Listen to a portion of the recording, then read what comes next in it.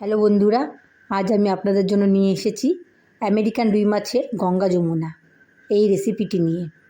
পুকুর থেকে একটা টাটকা আমেরিকান রুই ধরা হয়েছিল, তাকে আমি ভালো করে পরিষ্কার করে নিয়ে এবার পিস পিস করে নিলাম।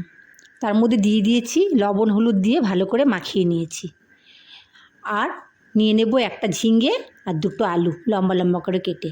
কড়াইতে তেল দিয়ে তার মধ্যে আমি মাছগুলোকে ভেজে নেব। ব্যাস, মাছগুলো আমার ভাজা হয়ে যাবে। এবার আমি মাছগুলোকে এক এক করে তুলে নিলাম। এবার কড়াইতে আরও অল্প তেল দিয়ে তার মধ্যে দিয়ে দিচ্ছি কালো জিরে আর লম্বা করে কেটে রাখা আলু আর দিয়ে দিচ্ছি ঝিঙে।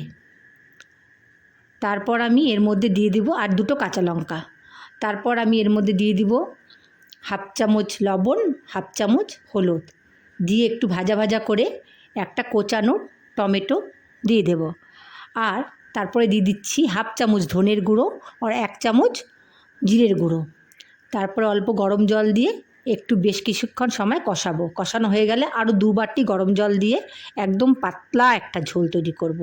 এবার মাছ ছেড়ে দিচ্ছি। মাছ ছেড়ে দিয়ে আমি 10 মিনিটের জন্য ঢাকা দিয়ে দেবো। ঢাকা খুললাম, দেখুন একদম গঙ্গা যমুনা পাতলা ট্যালটালে একটা ঝোল। এটা মানে শরীরের পক্ষে খুবই ভালো, গরমের দিনে তো এটা খুবই ভালো। একবার বন্ধুরা আপনি রান্না করে খেয়ে দেখবেন, আশা করি সবার ভালো লাগবে। ভালো লাগলে লাইক, শেয়ার ও সাবস্ক্রাইব করবেন।